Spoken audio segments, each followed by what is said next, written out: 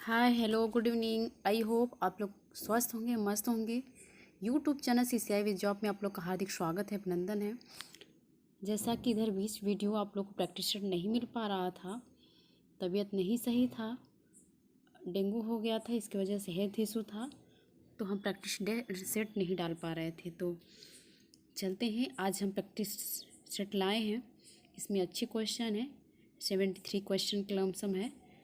तो आप लोग वीडियो में शुरू से अंत तक जरूर बने रहिएगा। परीक्षा की दृष्टि से देखा जाए तो जो इस समय स्टेट का फॉर्म अप्लाई मतलब पेपर हो चुका है और वहाँ PGT बिहार का होने वाला है, उसको हम ध्यान में रखते हुए प्रैक्टिस सेट आपको करा रहे हैं। तो आप लोग पूरी कोशिश कीजिएगा, वीडियो को शुरू से अंत तक जरूर देखिएगा। प्रैक्टिस सेट कोई ख़राब नहीं है, जो भी आपको नए नए क्वेश्चन से ही अवगत कराया जाएगा। चलते हैं क्वेश्चन की ओर। अगर आपने वीडियो को लाइक सब्सक्राइब शेयर नहीं किया है तो प्लीज़ वीडियो को लाइक सब्सक्राइब शेयर कर दीजिएगा, अपने दोस्तों तक भी शेयर कर दीजिएगा। चलते हैं क्वेश्चन की ओर और वीडियो को स्टार्ट करते हैं। पहला क्वेश्चन है कि राइबोसोम की खोज किसने की थी। राइबोसोम की खोज किसने की थी? पैलेट ने, क्या है, रॉबर्ट ने है, स्वान ने है, पुरकिंजे हैं। तो राइबोसोम की खोज किसने की थी? तो पैलेट ने किए थे। ए इसका ऑप्शन सही होगा। कौन सा ऑप्शन सही होगा? ए इसका ऑप्शन सही होगा। इसको और जूम कर देते हैं। इसका ऑप्शन क्या होगा? ए सही होगा। आगे क्वेश्चन है, सेकंड क्वेश्चन है, मानव शरीर की कोशिका का व्यास होता है, कितना होता है? मानव शरीर की कोशिका का व्यास कितना होता है? 4.01 मिमी, 4.10 क्या है 10 मिमी, 3.01 मिमी, 3.10 मिमी। कितना होगा? इसका ऑप्शन क्या होगा? ए 4.01 मिमी होगा। आगे क्वेश्चन है कि थर्ड क्वेश्चन है कि रुधिर होता है एक प्रकार का, जो रुधिर है वह क्या होता है? एक प्रकार का मैट्रिक्स है, अंग है, कोशिका पिंड है, तरल संयोजी ऊतक है। क्या होगा इसका आंसर? इसका आंसर होगा डी, सरल तरल संयोजी ऊतक होगा। डी ऑप्शन सही होगा। आगे क्वेश्चन की ओर चलते हैं। नेक्स्ट क्वेश्चन है कि कंडरा जोड़ती है, कंडरा किसे जोड़ती? पेशी को पेशी से, पेशी को हड्डी से, तंत्रिका को पेशी से, कोई नहीं। तो कंडरा किसे जोड़ती है? तो कंडरा जो कार्य है वो किसका, मतलब किससे किससे जोड़ती है? तो वो पेशी को हड्डी से जोड़ने का कार्य करती है। आगे नेक्स्ट क्वेश्चन है, मास्ट कोशिकाएं किस में पाई जाती है? पेशियां, संयोजी ऊतक, तंत्रिका तंतु, उपकला ऊतक। क्या होगा? पांचवा का आंसर हो जाएगा सी, संयोजी ऊतक। नेक्स्ट क्वेश्चन है कि हृदय की पेशियों को कहते हैं, हृदय की पेशियों क्या कहते हैं? अरेखित पेशियां, कंकाली पेशियां, हृदय पेशियां, संयोजिक पेशियां। तो इसका ऑप्शन होगा सी, हृदय पेशियां। सी ऑप्शन सही होगा। अगर नेक्स्ट क्वेश्चन की ओर चलते हैं कि डेस्मोसोम्स का संबंध होता है, डेस्मोसोम्स का संबंध किससे होता है? कोशिका विभाजन से, कोशिका उत्सर्जन से, साइटोलाइसिस से, कोशिकाओं के परस्पर जुड़ने से। तो इसका ऑप्शन होगा डी, कोशिकाओं के परस्पर जुड़ने से। आगे क्वेश्चन की ओर मूव करते हैं। लाल अस्थि मज्जा इसमें से किस हड्डी में होती है? पसलियों में, कशेरुकाओं के सेंट्रा में, हाथ पैरों की हड्डियों में, उपयुक्त सभी। आठवां का सी ऑप्शन होगा, हाथ पैरों की हड्डियों में। आगे नेक्स्ट क्वेश्चन है कि रुधिर के संगठन में सम्मिलित है, रुधिर के संगठन में सम्मिलित है, क्या RBC है, WBC है, क्या है? RBC है, WBC है, रुधिर प्लेटलेट्स है, उपयुक्त सभी। रुधिर के संगठन में इन सभी का योगदान होता है, प्लेटलेट्स का, RBC, WBC, इन सभी का योगदान होता है। आगे नेक्स्ट क्वेश्चन है, नाड़ी की धड़कन मापी जाती है, सिरा से, धमनी से, तंत्रिका से, कोशिका से। तो नाड़ी की जो नाड़ी की धड़कन होती है वह किससे नापते हैं हम लोग? तो धमनी से नापते हैं। डॉक्टर किससे नापते हैं? तो धमनी से उसका मेजरमेंट करते हैं। आगे नेक्स्ट क्वेश्चन है कि रुधिर का स्कंदन होता है, रुधिर का स्कंदन किस में होता है? थक्का जमाने में होता है। तो किस में होता है? इसका ऑप्शन क्या है? इसका आंसर क्या होगा? लाल रुधिर कणों के विनाश में, और श्वेत रक्त कणों के विनाश में होता है, फाइब्रिनोजन के फाइब्रिन में, और सीरम के निर्माण में। इसका आंसर जो होगा, इसका आंसर सी होगा, फाइब्रिनोजन के फाइब्रिन जल में बदलने में। सी ऑप्शन होगा, इसलिए कि जो फाइब्रिनोजन होता है, फाइब्रिन होता है, यह थक्का जमाने में काम करता है। इसका कार्य क्या है? थक्का जमाने का कार्य है, रुधिर स्कंदन का कार्य करता है। आगे चलते हैं। आगे नेक्स्ट क्वेश्चन है कि हृदय का निर्माण कितनी परतों से होता है? नेक्स्ट क्वेश्चन है कि हृदय का निर्माण कितनी परतों से होता है? 3 है, 4 है, 2 है, 5 है।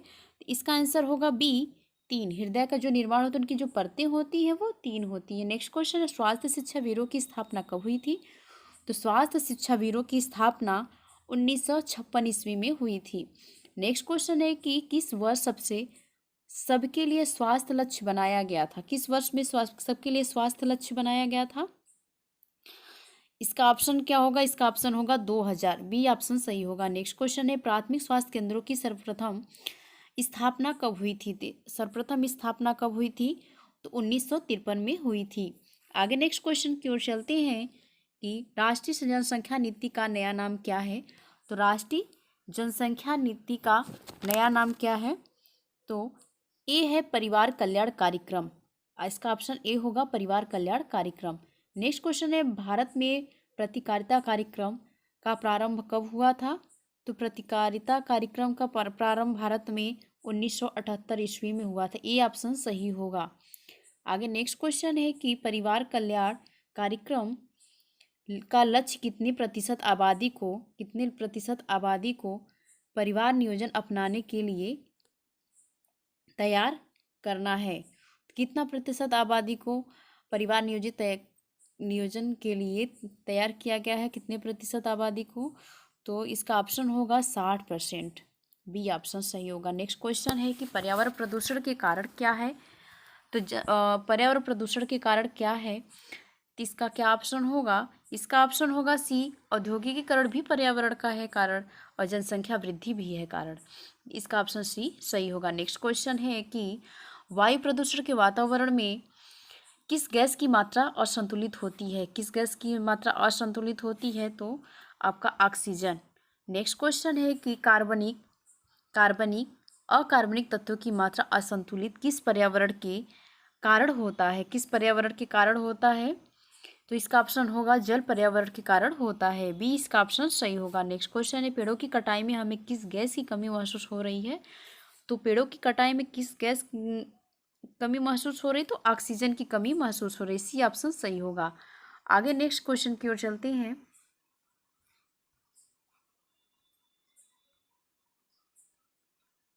आगे नेक्स्ट क्वेश्चन है कि वातावरण में सीसा की अधिकता का मानव जीवन पर कैसा प्रभाव पड़ेगा? कैसा प्रभाव पड़ेगा? तो इसका ऑप्शन ए होगा, मानव के विकृत एवं अपंग बनाता है। वातावरण में सीसा की अधिकता मानव के जीवन में क्या करता है? उनकी शरीर के जो अंग होते हैं उनकी विकृतियां बनाता है, उनकी शरीर की विकृति बनाता है, विकृत करते रहता है। तो एक तरह के क्या होता है? यह हानि होती है। कौन सा ऑप्शन सही होगा इसका? इसका ऑप्शन होगा ए ऑप्शन सही होगा। मानव को विकृत अपंग बनाने का कार्य क्या करता है? वातावरण में जो सीसा की अधिकता है वो मानव जीवन पे प्रभाव डालता है।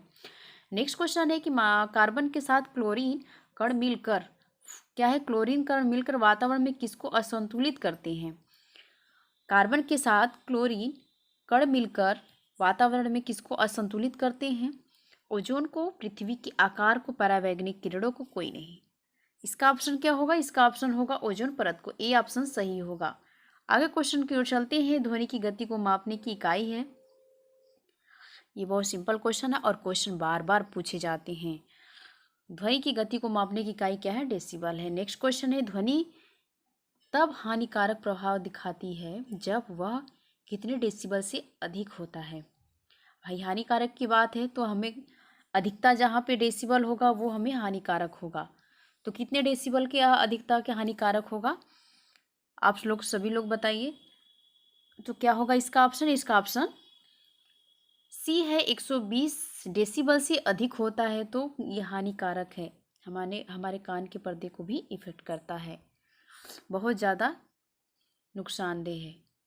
रेडियोधर्मिता प्रदूषण का कौन सा प्रभाव नहीं है? इसमें पूछा कौन सा प्रभाव नहीं है। आप लोग क्वेश्चन पढ़ते दौरान एक बार जरूर ध्यान दीजिएगा हाँ और नहीं में। क्वेश्चन में निगेटिव है कि पॉजिटिव क्या बात कही गई, इस पर जरूर ध्यान देना होता है। अगर आप ध्यान नहीं देते तो इससे 2-4 क्वेश्चन गलत हो जाते हैं। आगे नेक्स्ट क्वेश्चन, ये क्वेश्चन का ऑप्शन क्या होना चाहिए, क्या आंसर सही होना चाहिए। तो इसका जो आंसर होगा, इसका आंसर होगा बी, त्वचा संबंधी रोग। रेडियोधर्मिता प्रदूषण से क्या होता है, हमारे जो स्किन डिजीज होते हैं, चर्म रोग, ऐसे संबंधी रोग नहीं होते हैं। इसमें पूछा रेडियोधर्मिता प्रदूषण से क्या होते हैं, स्किन डिजीज नहीं होते हैं। इसमें पूछा नहीं होते हैं, नहीं है, जो प्रभाव इसका है इसमें नहीं होते। और जो होते हैं, स्नायु तंत्र का प्रभाव होता है, अंगों की विकृतियां प्रदान करता है, आनुवंशिक परिवर्तन होते हैं, ये सभी, ये तीनों होते हैं, लेकिन ये त्वचा संबंधी रोग नहीं होता है। आगे है कि विश्व वन दिवस कब मनाया जाता है।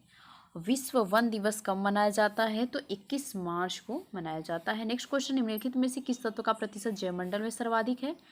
जैवमंडल में किसका सबसे अधिक प्रतिशत प्रभावित है, तो सबसे ज़्यादा जो हमारे मंडल में जैवमंडल में पाया जाता है 78% नाइट्रोजन होता है। आगे क्वेश्चन है कि अंडे के अंदर एक पीले रंग का पदार्थ होता है जो जीव का पोषण करता है, उसे क्या कहते हैं। उसे क्या कहते हैं, कोलेस्ट्रम, केसिन, योग, इनमें से कोई नहीं। इसका ऑप्शन होगा योग। योग जो अंडे का अंदर पीले रंग का भाग होता है, पदार्थ होता है, उस होता है जो जीव का पोषण करता है, पीले रंग का पदार्थ जीव का पोषण करता है, उसे योग कहते हैं। नेक्स्ट क्वेश्चन है कि गर्भवती महिलाओं के पेशाब में कौन सा हार्मोन निकलता है। गर्भवती की महिलाओं में, जो गर्भवती महिला है उनके पेशाब में कौन सा हार्मोन निकलता है। इसका ऑप्शन होगा HCG। कौन सा हार्मोन, HCG, सी सही होगा। आगे नेक्स्ट क्वेश्चन है कि गर्भकालीन अवस्था कब से कब तक है। गर्भकालीन अवस्था कब से कब तक है। इसका ऑप्शन होगा गर्भाधारण से लेकर जन्म तक। गर्भकालीन बात कही गई है, यहाँ पे क्वेश्चन पे ध्यान देने वाले, गर्भकालीन अवस्था की बात है, कब से कब तक। जब गर्भवती होती है तब से गर्भधारण से लेकर जन्म तक की अवस्था होती है। मस्तकोमुखी जो विकास का क्रम होता है, विकास का क्रम, मस्तकोमुखी विकास का क्रम कौन सा होता है, तो यह क्या होगा, सिर से पैरों की दिशा बताता है। आगे नेक्स्ट क्वेश्चन है कि पियाजे ने सेंसोरी मोटर अवस्था के पुनः कितनी अवस्थाओं में बांटा है। पियाजे ने सेंसोरी मोटर अवस्था को, यहाँ पे पर्सनली सेंसोरी मोटर अवस्था बात कही गई है, पुनः कितनी अवस्था में बांटा गया है। इसका ऑप्शन होगा 6 अवस्था। आगे क्वेश्चन की ओर चलते हैं।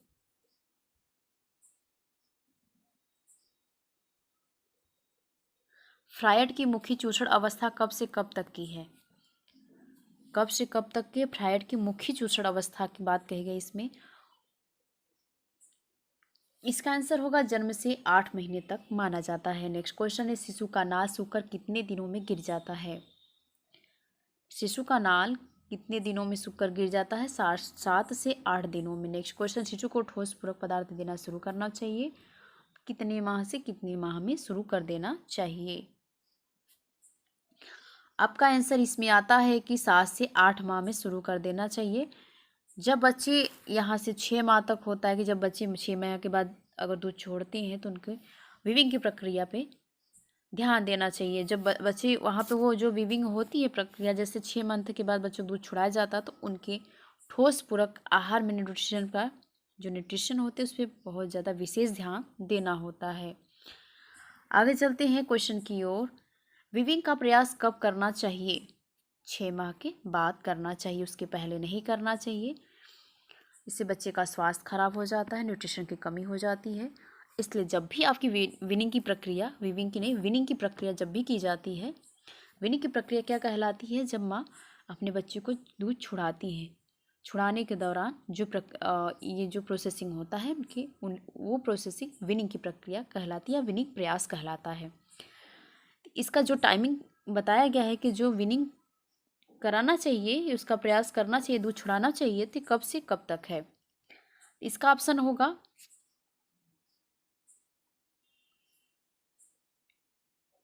इसका ऑप्शन जो होगा आंसर 6 माह के बाद। आगे है कि क्वेश्चन की ओर चलते हैं। स्थायी दांत निकलना प्रारंभ होता है।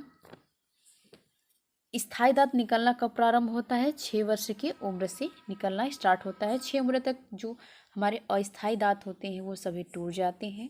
वहाँ से 6 वर्ष के बाद जो दांत आते हैं, पुनः टूटने के बाद जो आते हैं, वो हमारा स्थायी दांत आता है। आगे नेक्स्ट क्वेश्चन, निम्नलिखित में से किस वैज्ञानिकों ने बीसीजी के टीके का निर्माण किया है? बीसीजी के टीके का निर्माण किसने किया है? तो यहाँ पे कालमेट ने और ग्यूरी ने, दोनों को ही ये जाता है। ऑप्शन इसके अनुसार चलेंगे तो आप लोग तो सी होगा। आगे नेक्स्ट क्वेश्चन, पोलियो वैक्सीन का आविष्कार कब हुआ? पोलियो वैक्सीन का आविष्कार कब हुआ था? तो आंसर इसका होगा 1957 में। आगे नेक्स्ट क्वेश्चन, टाइफाइड और पैराटाइफाइड निम्न में से टीका है? टाइफाइड तथा पैराटाइफाइड का निम्न में से टीका है, तो कैसा टीका है? TAB का टीका है। नेक्स्ट क्वेश्चन है, वृद्धि कभी मंद गति से होती है, वृद्धि कभी मंद गति से होती, कभी तीव्र। यह कथन किस मनोवैज्ञानिक ने दिया है? यह कथन किस मनोवैज्ञानिक ने दिया है? तो पार्कर का है। आगे नेक्स्ट क्वेश्चन है, 4 माह के शिशु में जन्म की अपेक्षा भार की वृद्धि होती है, तो क्या होगा इसका ऑप्शन? जन्म के भार के 2 गुना होती है। नेक्स्ट क्वेश्चन, शिशु के जन्म के समय मांसपेशियों में जलीय अंश होता है, जल का जो अंश होता है कितना होता है? वही 72 के 71 या 70 के लमसम माना जाता है। इसमें वो ऑप्शन नहीं है, तो इसके लगभग अगर आप जाते हैं तो 72 जाएंगे। नेक्स्ट क्वेश्चन, बच्चों के जन्म के समय उसके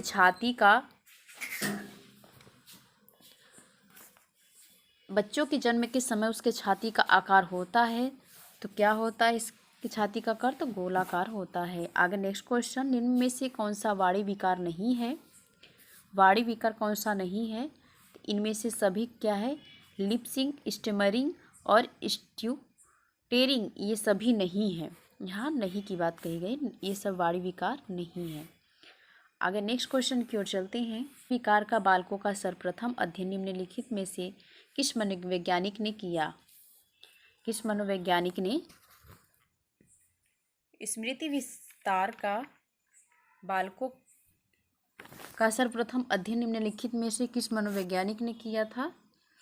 तो जैकब्स ने किया था। नेक्स्ट क्वेश्चन, संवेगात्मक रेचन का अर्थ है? संवेगात्मक रेचन का क्या अर्थ है? इसका है दमित संवेगों से मुक्ति करना। नेक्स्ट क्वेश्चन है, मैकडूगल ने के अनुसार संवेग जो दिए गए हैं वो कितने हैं? वो 14 हैं। कितने हैं? 14। संवेगात्मक अस्थिरता सबसे अधिक किस अवस्था में पाई जाती है? तो शैशवावस्था में, किशोरावस्था में। नेक्स्ट क्वेश्चन, चरित्र एक गत्यात्मक प्रक्रिया है, किस मनोवैज्ञानिक का कथन है? तो यह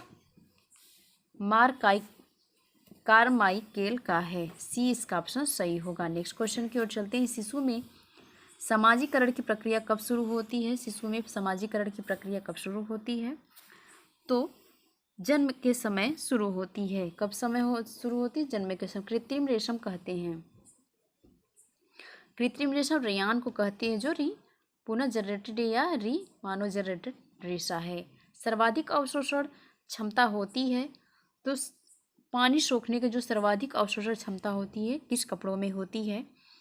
इसमें कौन सा ऑप्शन होगा? रेयान में सबसे अधिक होती है।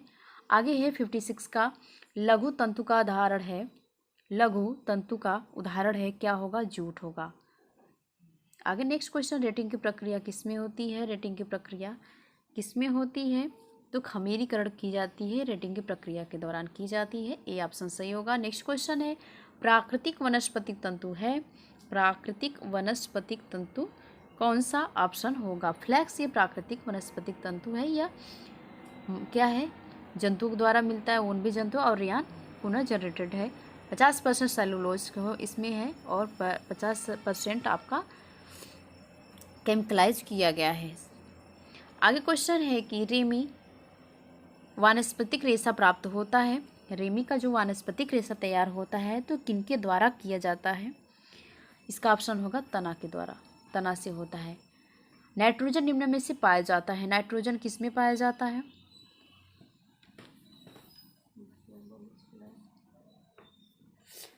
नाइट्रोजन किस में पाया जाता है? तो आपका ऊन में पाया जाता है, ऊन में नाइट्रोजन पाया जाता है। आगे क्वेश्चन की ओर चलते हैं, सेरीसीन है, सेरीसीन है, सेरीसीन है, गोद में सेरीसीन नामक गोद पाया जाता है। ये सेरीसीन नामक गोद किस में पाया जाता है? रेशम के धागों में पाया जाता है। फाइब्रिन क्या होता है? आपका प्रोटीन होता है। सेरीसीन नामक गोद होता है। आगे 62 पे क्वेश्चन पे चलते। पोटेशियम फेरोसाइनाइड में रंग लिया जाता है। कौन से रंग को रंग लिया जाता है पोटेशियम फेरोसाइनाइड के रंग से? तो इसका ऑप्शन होगा 63 का पीला, 62 का 62 का जो ऑप्शन होगा पर्सियन नीला होता है। आगे नेक्स्ट क्वेश्चन है, कॉकनिकल कीड़े में रंग प्राप्त होता है। कॉकनिकल कीड़े में प्राप्त होता है, रंग प्राप्त होता है। कौन से रंग प्राप्त होते हैं? तो आपका एक मिनट, क्वेश्चन कौन सा है आपका? कॉकनिकल कीड़े में रंग प्राप्त होता है तो गहरा लाल रंग प्राप्त होता है। नेक्स्ट क्वेश्चन, संश्लेषित रंगों की खोज किसने की थी? संश्लेषित रंगों की खोज किसने की थी? तो आपका पार्किन ने है। आगे नेक्स्ट क्वेश्चन है, अम्लीय रंग किसके लिए सबसे उपयुक्त है? सूती के लिए है, रेशमी के लिए, लीलन या जूट के लिए है।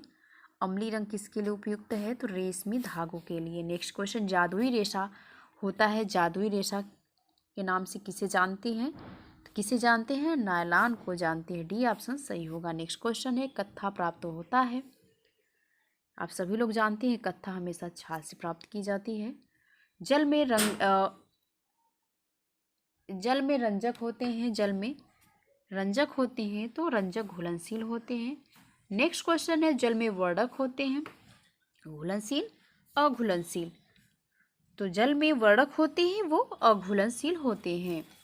नेक्स्ट क्वेश्चन है, सामान्यतः शहद में कौन सी मिलावट की जाती है?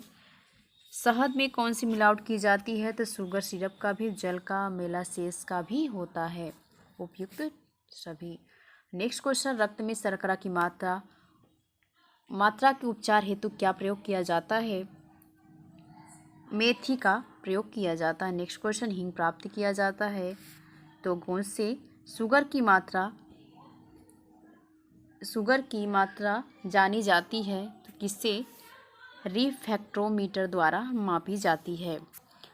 आज के लिए इतना ही। आई होप आप लोग को वीडियो पसंद आएगा, तो प्लीज़ वीडियो को लाइक सब्सक्राइब शेयर जरूर कीजिएगा। आप लोग हमारे चैनल को सब्सक्राइब कर लीजिएगा। चैनल इसमें क्या है कि नए नए जो हम क्वेश्चन लाते हैं प्रैक्टिस सेट, आप लोग अपडेट रहेंगे। आज के लिए इतना ही, धन्यवाद।